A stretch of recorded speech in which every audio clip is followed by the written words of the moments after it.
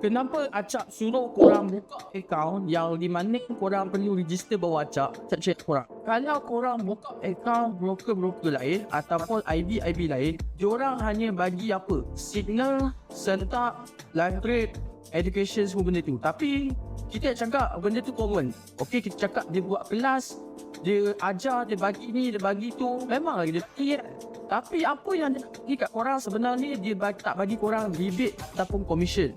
Kalau korang nak tahu, memang kalau diorang punya, orang kata apa, kita bercakap yang geng-geng IP ni memang diorang make profit ataupun masuk daripada hasil commission. So jadi sekarang ni untuk Acap, korang buka je akaun Valatex bawah Acap, Acap akan bagi 100% commission dekat korang. Yang di mana kalau korang trade, korang entry, korang close, dapat 12 sen. Kalau contoh korang entry 0.10, korang akan dapat $1 20 sen. Kalau korang entry 1.00, cukup 1.00 lah, tak kisahlah korang nak entry cukup 1.00 ke apa, ataupun korang tekan sekali 1.00 bagi Acap, memang akan dapat juga. Satu lot dapat $12 per lot.